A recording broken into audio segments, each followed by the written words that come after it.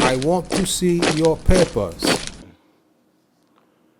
If you get arrested or detained by the government, you're afforded certain rights. Right to remain silent, all that kind of stuff, right? Right to a lawyer, right? But if ICE agents can snatch you up, put you in a van, and make you disappear, what good are those rights?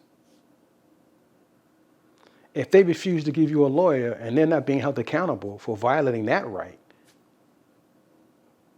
what's to stop them from doing it? Nothing. Your constitutional right to have a lawyer, at least to make a phone call. Yeah, bye, gone. Because they're not being held accountable. So, what does your rights mean? Your rights means nothing. If you can't go before a judge or see a warrant signed by a judge, you're coming to arrest me. Well, where's your warrant? I don't need a warrant. Well, who are you? I don't have to tell you who I am. If they're not being held accountable, your rights mean nothing. The rights you have mean nothing. You will be disappeared. You'll be sent to a detention center. And they'll sort it out later. Because they got to make their quota numbers. So they'll sort it out later. Right? Now, because there have been instances where people have come on planes traveling from overseas. And they say, well, you can't come into the country. So rather than saying, okay, well, you got to take the next plane out. No, we're going to put you in a detention center for a week. Now, my theory on that is that the reason why they do that is, are they sending you to a federal prison, a federal detention center, or are they sending you to a private detention center? Because those private prison guys got to get their money back for the investment they put in by putting money into Trump's campaign. So which is it? A person can say, okay, well, hey, I'm in the country. I just came from whatever country. I landed. You telling me I can't come to the country? Okay, fine. Let me get on the next plane. I'll go back home. No, we're taking you to this detention center.